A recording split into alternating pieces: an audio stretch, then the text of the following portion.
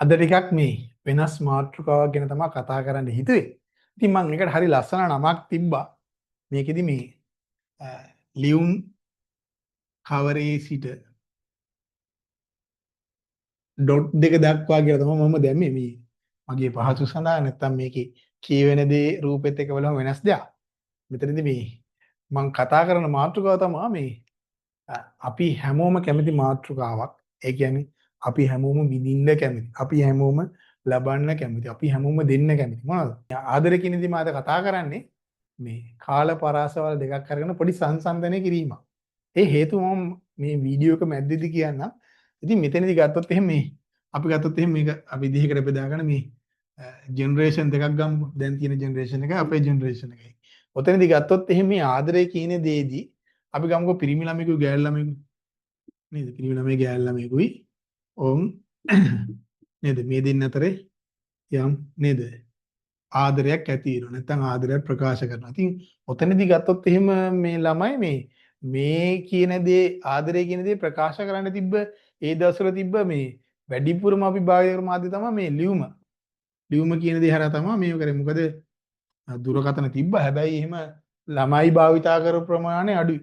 මොකද ඒ දවස්වල ඉස්කෝලේ නේද චෙක් කරනවා චෙක් කරෙත් ලියුම් තමයි චෙක් කරේ. පොත අස්සල දාගෙන ඉන්නවද නැද්ද කියලා. ඉතින් මේ දැන්නේ ඔක පොඩ්ඩක් වෙන කතාව වෙනස් වෙලා තියෙන්නේ. ඉතින් ඔන්න ඔය ලියුම හරහා තමයි මේ පිරිමි ළමයා ගෑනු ළමයට ආදරේ ප්‍රකාශ කරන්නේ. ඔතනදී මම මේ ගන්න හදන්නේ අපි හිතමුකෝ මේ මෙහෙම කතාවක්. සාමාන්‍යයෙන් ඇත්තටම ලියුමක් ඒ දවස්වල ගත්තොත් එහෙම මාර ලස්සනයි. මාර ක්‍රියේටිව්. ඒ කියන්නේ මේක ඇතුලේ අනිවාර්යයෙන්ම චිත්‍රයක් තියෙනවා. එහෙනම් චිත්‍ර හරි අර රූප සටහන් හරි ලස්සනයි. ඊට පස්සේ ගත්තොත් එහෙම අනිවාර්යයෙන්ම කවියක්, නිසඳසක්, සින්දුවක කෑල්ලක් තියෙනවාම තමයි. හරිද? ඒතර ඒ දවස්වල නම් තිබ්බේ අපි යන කාලේ අපි ඉස්කෝලේ කාලේ සාමාන්‍ය ලියන කාලේ ටික සාමාන්‍ය ජනප්‍රිය වෙලා තිබුණා මේ සුදු පාට ගෞමී ආදරේ වැඳුනේ කියලා. හරි ලස්සන සින්දුවක්. ඉතින් ඒක තමයි ඒ දවස්වල ඔක අනිවාර්යයෙන්ම සින්දුවේ කෑල්ලක් කොහෙන් හරි මුලින් මැදින් අගින් හරි කොහෙන් හරි ඔය ලියුමේ අනිවාර්යයෙන්ම තියෙනවා. ඊට පස්සේ ගත්තොත් එහෙනම් සමහර අය ගොඩක් ලියුම් වල දැකලා ඇති. දැන් මේවා අහද්දි වල දෙනවා මේ තරම් පිස්සුද කියලා නේද? අර අන්තිමට ලියනවා මේ මම ඔයාලට ආදරේ කියලා සමහර ලේ වලින් ලියනවා. ලියුමේ අන්තිමට. ඉතින් ඔහොම මේවා කරලා දෙනවා. එතන හැබැයි තව දෙයක් කියනවා. දැන් මේතනදී මේ කාලේදී අපේ කාලේදී මම දැන් ළමයි දන්නේ නැතුව ඉස්සර දැන් ඇත්තෙත් නැහැ. මෙතන අනිවාර්යයෙන්ම තුන්වෙනි පාර්ශ්වයක් ඉන්නේ. මෙතනින් අදින තුන්වෙනි පාර්ශ්වයක් ඉන්න මේ තුන්වෙනි පාර්ශ්වය වෙන්නේ අනිවාර්යයෙන්ම ළමයි මේ පිරිමි ළමයාගේ හෝ ගෑනු ළමයාගේ හොඳම යාළුවා. මොකද මෙයා හරහා තමයි වැඩේ වෙන්නේ. ඒතර මෙයා හරහා තමයි කියන දේවල් කියන්නේ ඒ උත්තර ගන්න සහ මේ ලියුම දෙන්නේ යාතේ. ඉතින් මෙතනදී මම මේ කියන්න ඕනේ හිතන්නකෝ දැන් පිරිමි ළමයා මේ ගෑනු ළමයා ගැන වර්ණනා කරලා ඉන්න බං හිතේ තියෙන ආදරය ගැන කියලා ලියුමක් දෙනවා. අර බ්‍රෝකර් හරහා හරි ලියුමක් දෙනවා. ලියුමක් දීලා ඔයාලා හිතනද ඒ දුන්න පමාවට ආයින්න කියලා මේක ලියුම අරගෙන නේද මම ඔයාලට කැමති නෑ මම ඔයාලට නේද මට කෙනෙක් ඉන්නවා හරි මොකක් හරි කියලා ලියලා අනිත් පැත්තට ලියුම සයින් කරලා හරි දෙනා වගේ මේ දෙයි කියලා නෑ. ඕකට ගත්තොත් එහෙම දැන් මගේ යාළුවෙක් හිටියා ඉස්කෝලේ. ඇත්තටම මේ එහෙම නම් ගම් කියන්න බෑ දැන්. එයා කසාද වැඳලා නේද ඔය ප්‍රශ්න එනවනේ. ඉතින් මේ ඕකෙදි ගත්තොත් එහෙම අවුරුදු එකහමාරකට පස්සේ තමයි යාළුවට කැමැත්ත දුන්නේ. යාළුවට කැමැත්ත දුන්නේ. ඒතර හිතන්නකෝ මේ වගේ ලියුමක් දීලා මේ ලියුමට රිප්ලයි එනකම්. නේද? සාමාන්‍යයෙන් දැන් හිතන්නකෝ ඉස්කෝලේ ඇරලා යද්දි උන් දෙනවා ලියුම. ඔක ඊට පස්සේ ගෙදර ගිහිල්ලා කියවලා ඊට පස්සේ ඊළඟ දවසේ නේ ගේන්නේ. ඒතකොට ඒ තරම් අපිට ඉවසීමක් තිබුණා. හිතන්නකෝ අර යාළුවෝ ගැන අවුරුදු එකහමාරක්. අවුරුදු එකහමාරක් ඉවසීමක් තිබුණා. මොකද මේ පැත්තෙන් උත්තරේ කේ. කොල්ල වැඩේ ඇතෑරියෙත් නැහැ. ඒ තරම් සංයමයක් තිබුණා.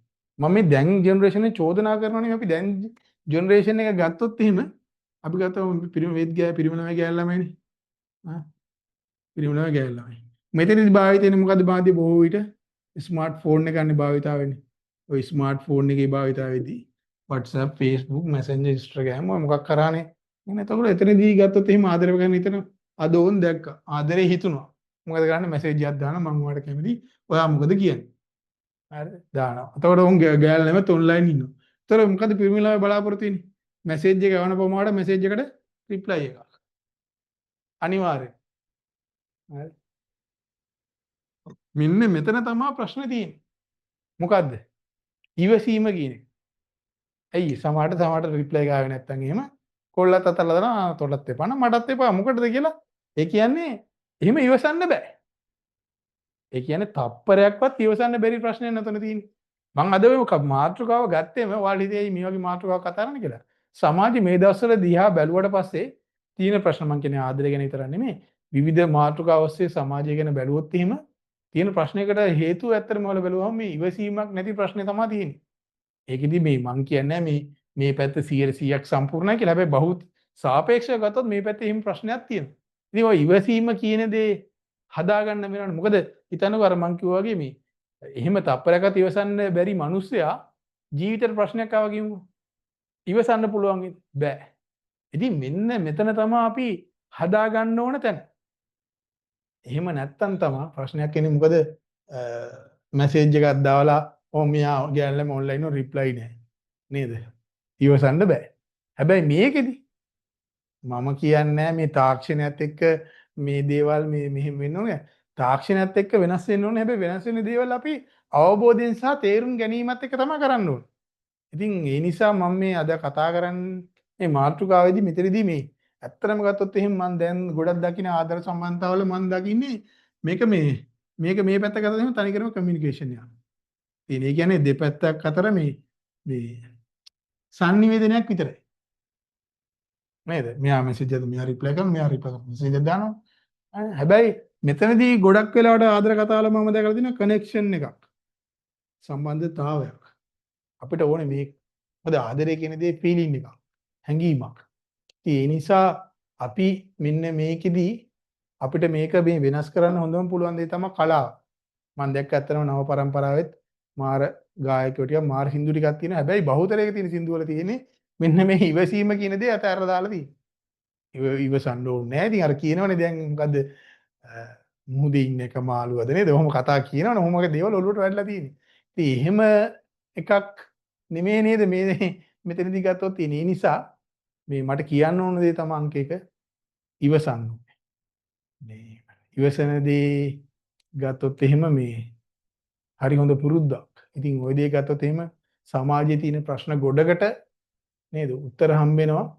ඔන්න ඔය කියන දේ හදාගත්තොත් ඉතින් ඔක තමයි මට අද කතා කරන්න ඕනේ. ඉතින් ඔක විවේචනයක් ඇති ගොඩක් අයට ප්‍රශ්නයක් නෑ මට මම මේ දැකපු දෙයක් ගැන තමයි මම මේ කතා කරේ.